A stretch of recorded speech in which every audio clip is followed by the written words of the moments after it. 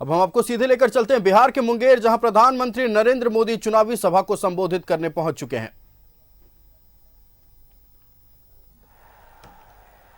आदरणीय प्रधानमंत्री नरेंद्र मोदी जी, आदरणीय मुख्यमंत्री नीतीश कुमार जी,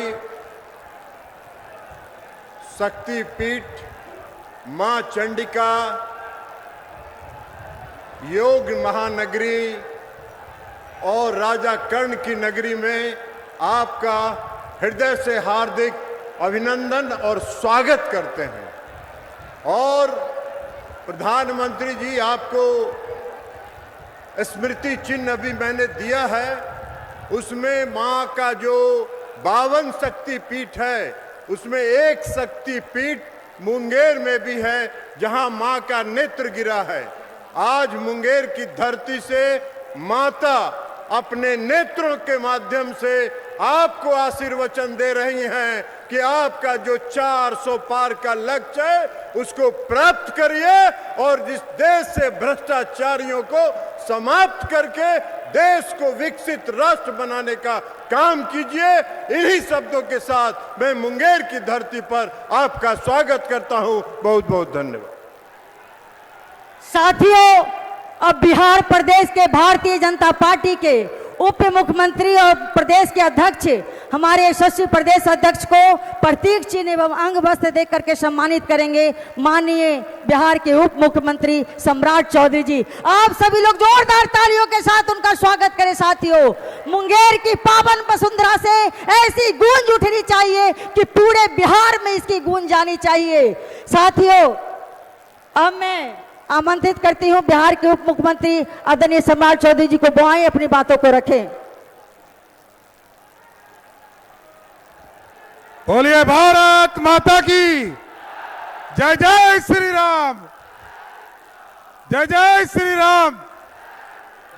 आज मैं देश के यशस्वी प्रधानमंत्री जी, दुनिया के सबसे ताकतवर नेता और दुनिया के सबसे लोकप्रिय नेता का मुंगेर के इस पावन धरती पर आप सभी लोग ताली बजाकर उनका स्वागत करने का काम करें। साथियों, इस मंच पर उपस्थित बिहार के लोकप्रिय मुख्यमंत्री आदरणीय नीतीश कुमार जी, उप मुख्यमंत्री आदरणीय विजय सिन्हा जी, मुंगेर के लोकप्रिय उम्मीदवार ललन सिंह जी, बेगूसराय के लोकप्रिय उम्मीदवार और भारत सरकार के मंत्री गिरिराज सिंह जी और खगड़िया के लोकप्रिय उम्मीदवार राजेश वर्मा जी, सम्मानित मंच और मंच के सामने उपस्थित तमाम साथियों, नौजवान साथियों, माता एवं बहनों, आज सिर्फ मैं एक ही आग्रह करना चाहता हूं।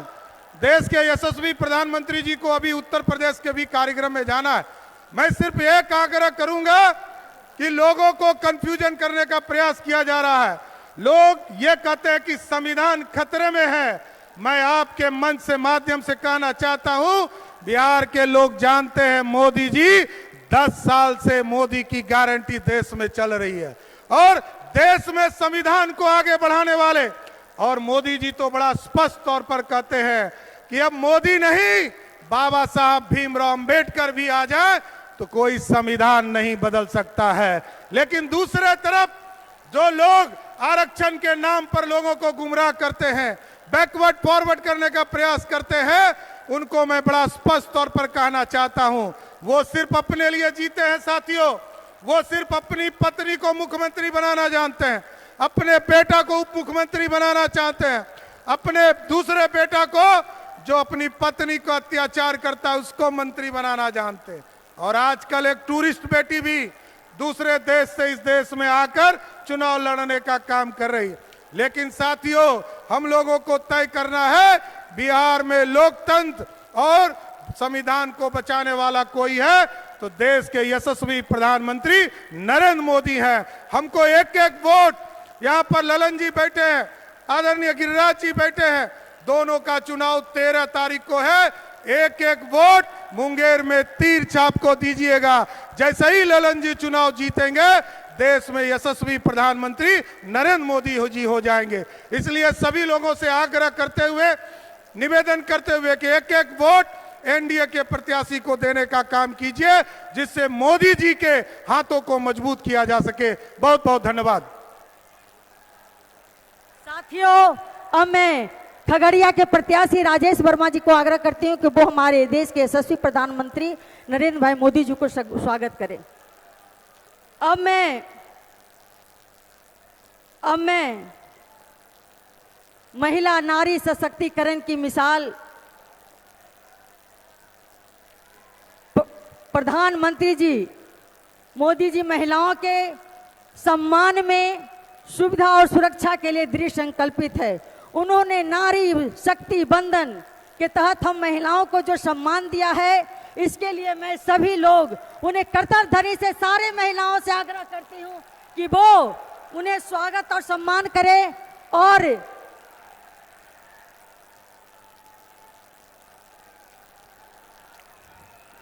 अब मैं बिहार के मुख्यमंत्री माननीय नीतीश कुमार जी से आग्रह करती हूं कि वो आए और अपनी बातों को रखें। माननीय उप मुख्यमंत्री नीतीश कुमार जी।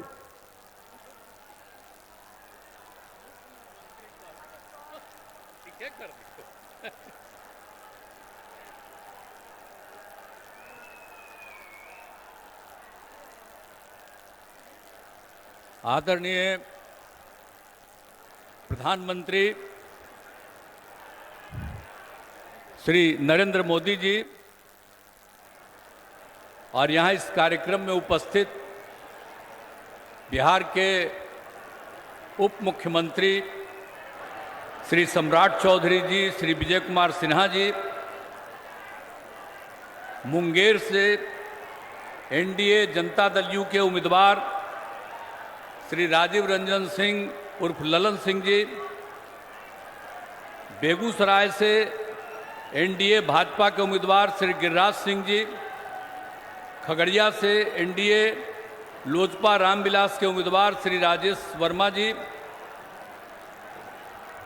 यहाँ उपस्थित जनता दल यूनाइटेड के राष्ट्रीय महासचिव और राज्यसभा के माननीय सांसद श्री संजय कुमार झा जी, यहाँ उपस्थित सभी माननीय विधायकगण, विधान पार्षदगण और एनडीए के सभी दलों के सम्मानित नेतागण, प्रिंट एवं इलेक्ट्रॉनिक मीडिया के पत्रकार मित्रों, छायाकार बंधुओं और इस पूरे कार्यक्रम में उपस्थित बहनों एवं भाइयों, आज जो आदरणीय नरेंद्र मोदी जी की बात को सुनने के लिए इतनी बड़ी संख्या में आप सब उपस्थित हैं, बहन भाई सब उपस्थित हैं, मैं सबसे पहले आप लोगों का स्वागत करता हूं कि आप काफ़ी संख्या में यहाँ उपस्थित हैं, ये मुझे खुशी है। और आप जानते हैं उनके नेतृत्व में तो काफ़ी काम हो रहा है,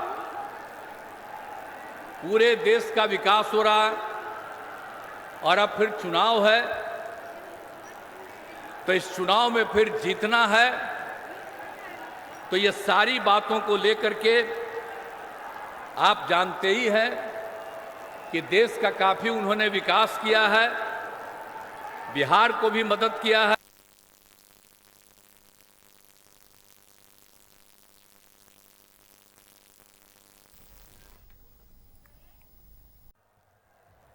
दुनिया भी जानती है कि ये समय भारत का समय है।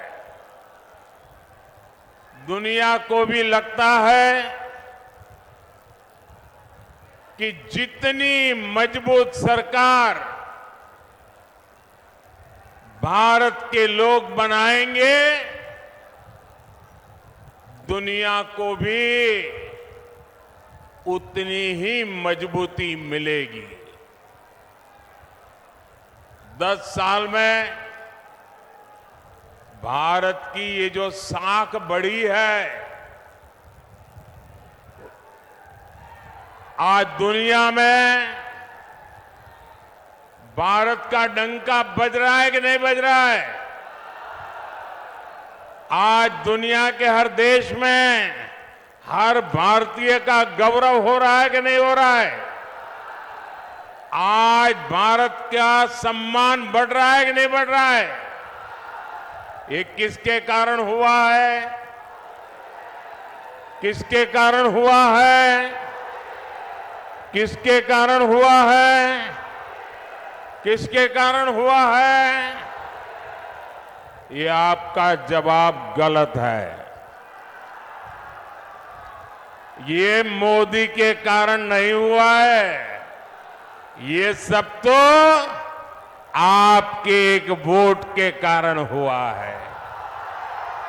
ये आपके वोट की ताकत है जिसने दुनिया में हिंदुस्तान का डंका बजा दिया है। आपने अपने वोट से पहली बार एनडीए की मजबूत सरकार बनाई, मोदी को आशीर्वाद दिया। आज जो दिख रहा है ना, वो आपके उस वोट का परिणाम है। आज भी इतनी विशाल संख्या में आप यहां आए हैं। मैं देख रहा हूं जितने लोग यहां हैं उससे ज्यादा बाहर धूप में दिख रहे हैं मुझे। ये इस बात का प्रमाण है कि मुंगेर, बेगूसराय और खगड़िया भी एक स्वर से कह रहा है, फिर एक बार, फिर एक बार, फिर एक बार। भाइयों और बहनों, लालटेन वाले उस अंधकार युग में जो जंगल राज चलता था, उसको मुंगेर ने सबसे अधिक सहा है। पहले हर कोई यहां से पलायन के बारे में ही सोचता था, लेकिन नीतीश जी, जेडीयू, बीजेपी, इनके नेतृत्व में एनडीए सरकार ने लालटेन के उस अंधेरे से बिहार को बाहर निकाला है। बड़ी मेहनत करके बिहार को बाहर निकाला है। अब जब भारत तेजी से विकसित हो रहा है, तो बिहार के तेज विकास का भी यही समय है। साथियों, आज हम देश में वंदे भारत, अमृत भारत और बुलेट ट्रेन जैसी नई ट्रेनें चला रहे हैं। ये सिर्फ आधुनिक सुविधाएं भर नहीं है। आज हम पटरी से लेकर ट्रेन के इंजन और डिब्बे तक भारत में ही बना रहे हैं।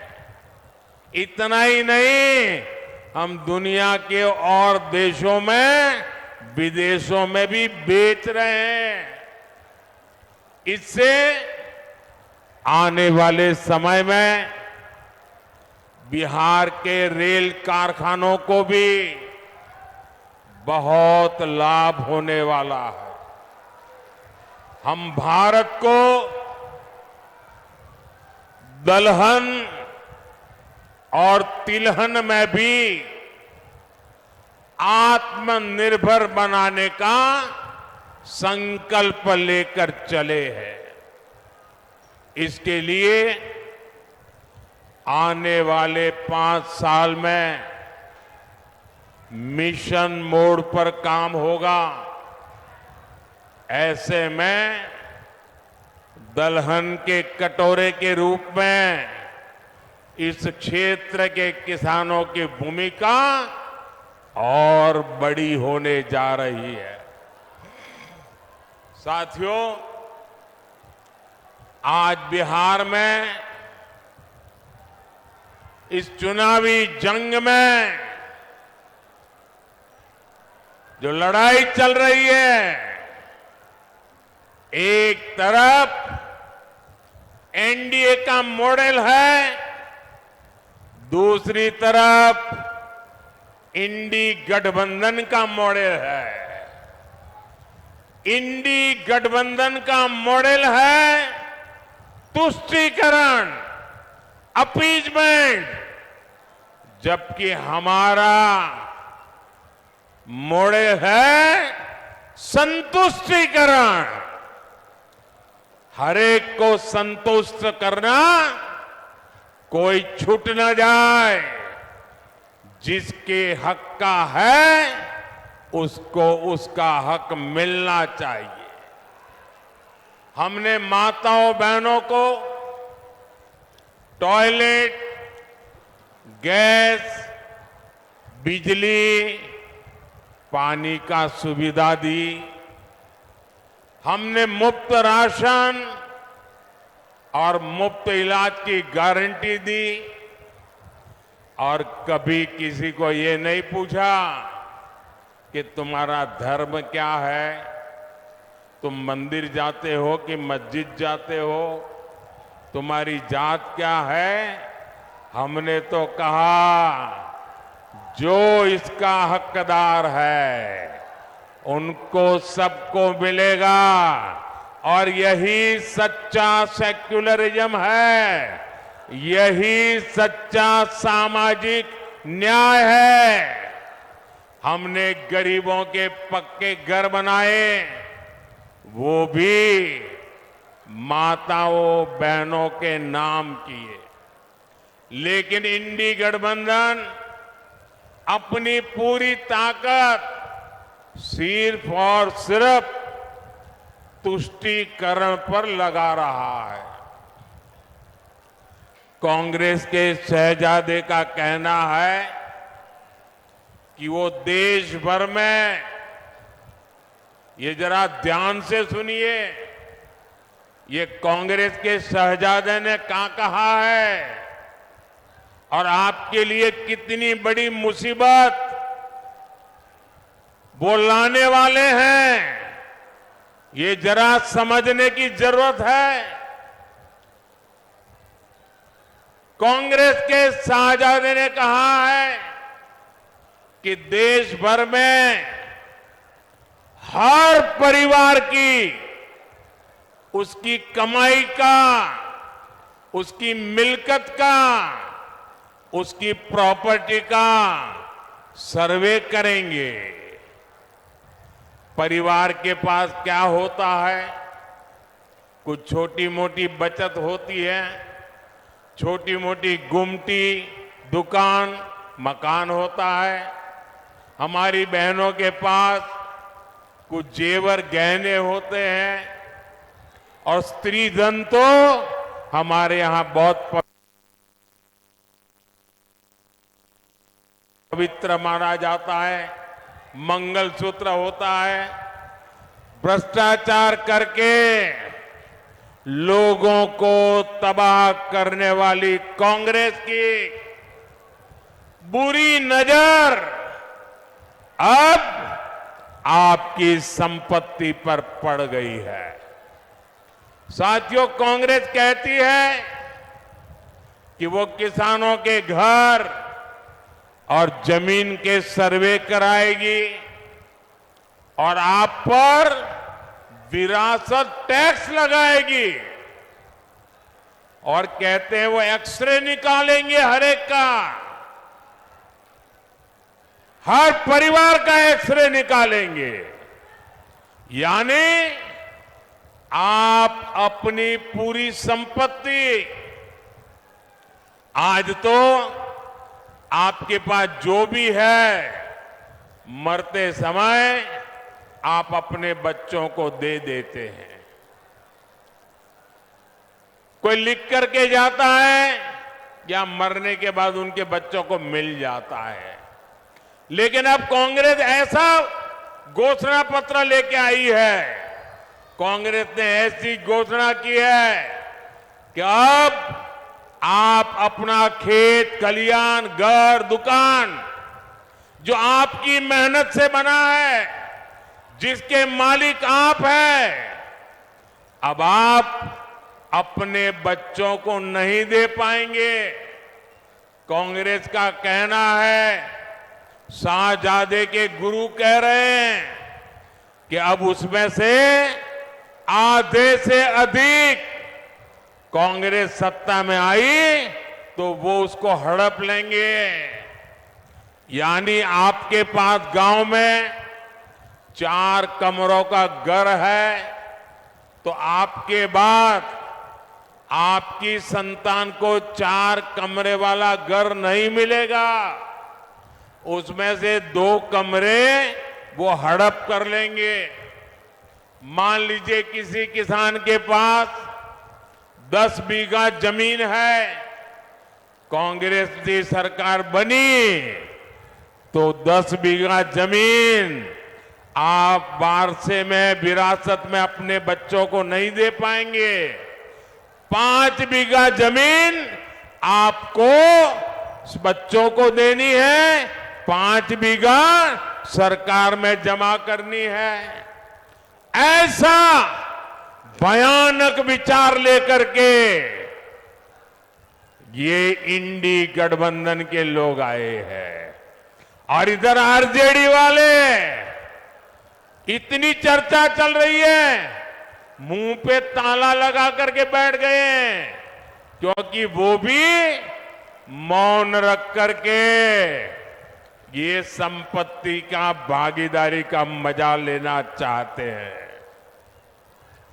विरासत टैक्स के रूप में कांग्रेस अपनी जो खासम खास वोट बैंक होगी, आरजेडी की अपनी जो खासम खास वोट बैंक होगी, ये जो आपका लूट लेंगे वो उनको बांट देंगे। और इसलिए आज पूरा देश चिंतित है, हर नौजवान चिंतित है, हर बुजुर्ग मां बाप चिंतित है। और इसलिए एक स्वर से देश कह रहा है, कांग्रेस की लूट, कांग्रेस की लूट जिंदगी के साथ भी, जिंदगी के बाद भी, मरने के बाद भी लूटेंगे। कांग्रेस की इस योजना में आरजेडी उसके साथ कंधे से कंधा मिलाकर चल रही है। साथियों, युवाओं को ज्यादा से ज्यादा नए अवसर देना, रोजगार के मौके देना, ये एनडीए की प्राथमिकता है। एनडीए सरकार मुद्रा योजना, स्टार्टअप योजना से नौजवानों को लाखों रुपए की मदद दे रही है। मकसद यही है कि देश के युवा अपने स्टार्टअप शुरू करें, अपनी कंपनियां खोलें, अपने इच्छा अनुसार काम शुरू करें। लेकिन कांग्रेस नौजवानों की सैलरी, उनकी कमाई पर, छोटे उद्योगों पर की कमाई पर भी भारी टैक्स लगाना चाहती है। भाइयों और बहनों, इंडी गठबंधन की दूसरी योजना तो और भी खतरनाक है, और ये भारत के संविधान की भावना के विरुद्ध हमारे पूर्वजों ने महीनों तक चर्चा करके जो हमारा देश का संविधान बनाया, जिस संविधान को बाबा साहब आम्बेडकर ने लिखा, उस संविधान की भावना के खिलाफ, बाबा साहब आम्बेडकर की योजना और विचार के खिलाफ अब वो धर्म के आधार पर आरक्षण लाना चाहते हैं। कांग्रेस कर्नाटका में उन्होंने एक मॉडल खड़ा किया है। मेरे ओबीसी समाज के जो भाई यहां है, ये जरा समझ लें कितना बड़ा भयंकर संकट इनका खेल है। कर्नाटका में उन्होंने एक मॉडल बनाया है। जो अब संविधान का उनका बेईमानी के साथ धर्म के आधार पर आरक्षण लाने की कोशिश की, सुप्रीम कोर्ट ने मना कर दिया, तो अब वो पिछले दरवाजे से खेल खेल रहे। और इसलिए उन्होंने क्या किया, कर्नाटका में ओबीसी को जो 27% आरक्षण संविधान ने दिया है, बाबा साहब आम्बेडकर ने दिया है, भारत की संसद ने दिया है, उन्होंने क्या किया, रातों रात कर्नाटका में जितने भी मुसलमान समाज के लोग हैं, जरूरी नहीं है वो अगड़ा हो पिछड़ा हो, कुछ भी नहीं, सबके सब रातों रात एक कागज निकाला, ठप्पा मार दिया और कह दिया कि सारे के सारे मुसलमान ओबीसी है। और उसका परिणाम यह आया कि ओबीसी समाज का जो 27% का आरक्षण था, उसका बहुत बड़ा हिस्सा उन्होंने धर्म के नाम पर दे दिया। ओबीसी समाज का आरक्षण उन्होंने काट दिया। अब यही काम वो पूरे देश में करना चाहती है। बिहार में भी ये इनकी कर्नाटका जी फॉर्मूला है। वो इंडी गठबंधन वाले, यादव हो, मंडल हो, कुर्मी हो, कुशवाहा हो, निषाद हो, ऐसी जितनी भी पिछड़ी जातियां हैं, उनको जो आरक्षण मिला है, अब वो उसमें से डाका डालेंगे, लूट लेंगे और धर्म के नाम पर बांट देंगे, अपनी वोट बैंक को देना चाहते हैं। और इसमें भी कांग्रेस को आरजेडी का पूरा पूरा साथ मिल रहा है। ओबीसी का हक लूटने के खेल चल रहे हैं और आरजेडी वाले तालियां बजा रहे हैं। लेकिन ये लोग कान खोलकर सुन ले, जब तक मोदी है तब तक ये एससी, एसटी, ओबीसी का हक छीनकर धर्म के आधार पर नहीं बांट पाएंगे। और ये मोदी की गारंटी है।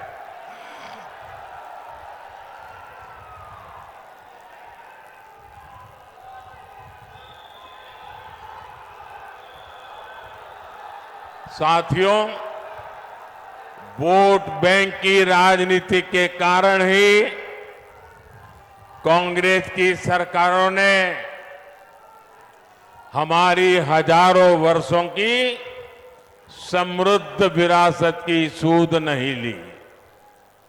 आज जब मैं गर्व के साथ पूरी दुनिया में जाकर कहता हूं कि भारत लोकतंत्र की जननी है, तो ये आरजेडी, कांग्रेस, लेप वाले मेरे देश की मजाक उड़ाते हैं। ये मजाक सिर्फ मोदी का नहीं है, बल्कि बिहार के महान लोकतांत्रिक इतिहास का मजाक है। बीते 10 वर्षों में हमने अपनी विरासत, अपनी धरोहर को फिर विश्व पटल पर स्थापित किया है। गुलामी की मानसिकता से घिरे गए लोग अब चाहकर भी इस नए भारत को बदल नहीं सकते। आप देखिए, दिल्ली में G20 सम्मेलन के दौरान हमने हमारे देश की, बिहार की महान विरासत, नालंदा विश्वविद्यालय के गौरवमय इतिहास को दुनिया के सामने रखा।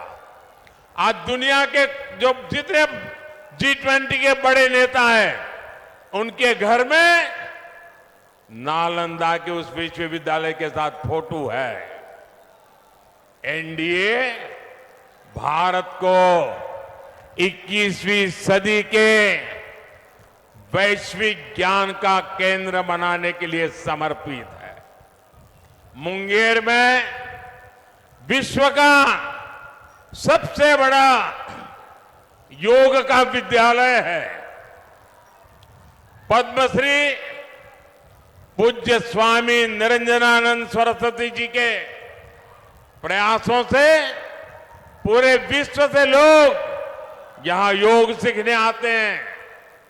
लेकिन गुलामी की मानसिकता से भरे दलों ने तो हमारे योग तक को विदेशियों के हवाले कर दिया था। आज पूरी दुनिया जून के महीने में अंतर्राष्ट्रीय योग दिवस मनाती है। उसे मुंगेर को, बिहार को गर्व होना बहुत स्वाभाविक है।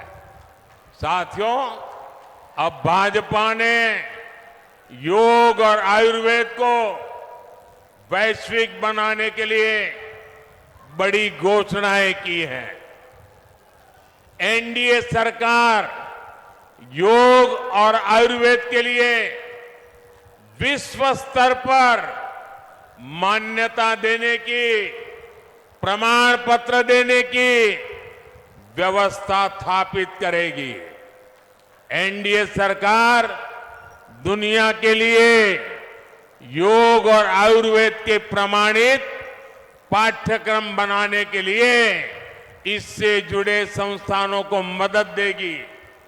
इससे योग और आयुर्वेद सेक्टर में हमारे नौजवानों के लिए पूरी दुनिया में अवसर बनेंगे।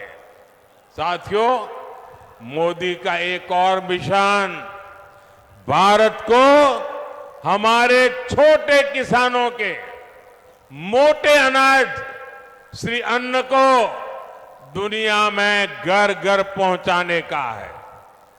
बिहार में हमारे किसान बड़ी मात्रा में श्री अन्न उगाते हैं। ये देश के करोड़ों छोटे किसानों की कमाई को कई गुना बढ़ाने वाला है। भाई और बहनों, यहां इस क्षेत्र में तो साक्षात माता सीता जी के निशान है। 500 साल बाद अयोध्या में प्रभु राम का भव्य मंदिर बना है।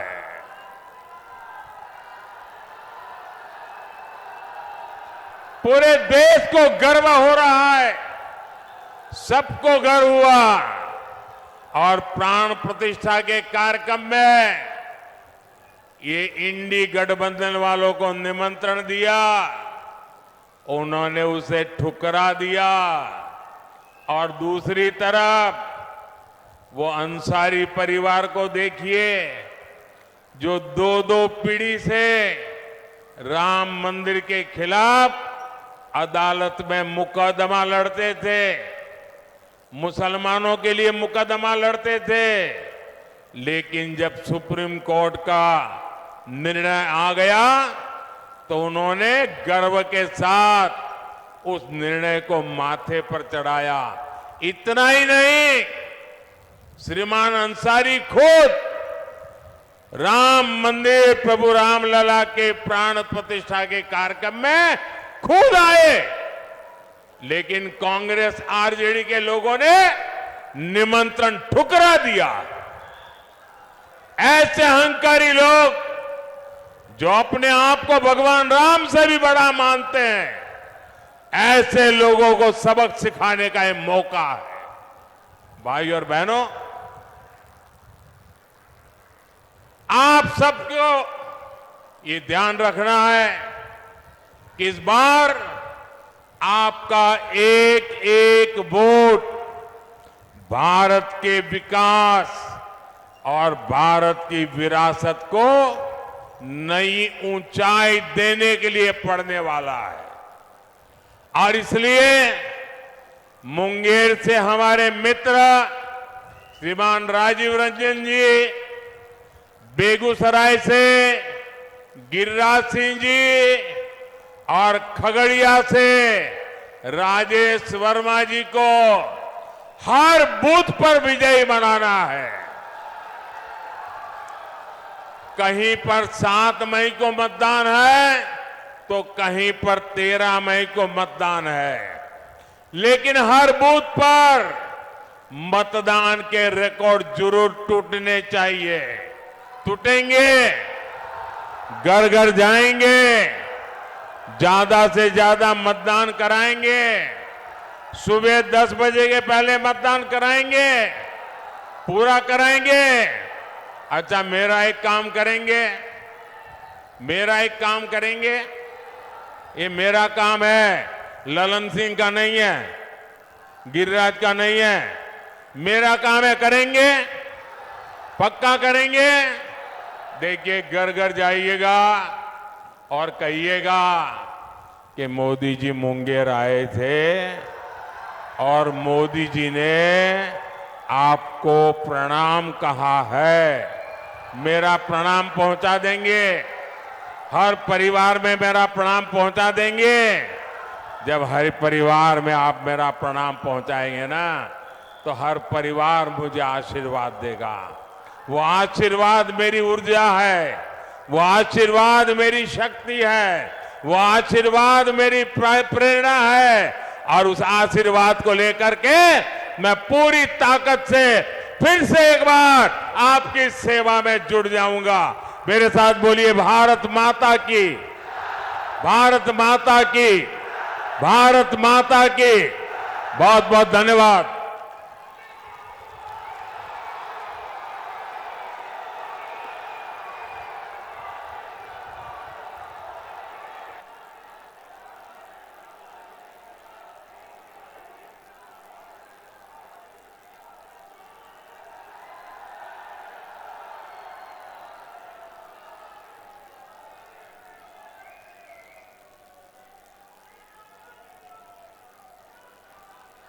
मोदी जी को जय Shri Ram,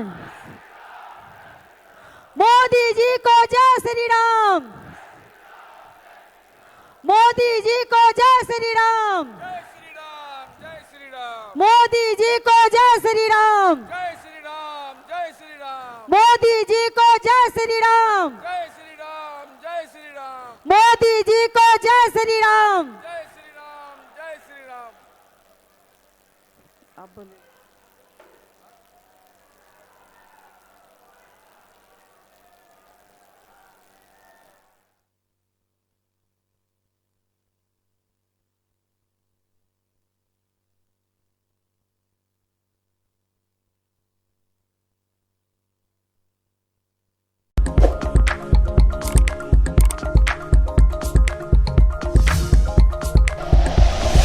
like and share videos, subscribe करें हमारा चैनल और प्रेस करें बेल आइकॉन। न्यूज़ 11 भारत, सच है तो दिखेगा।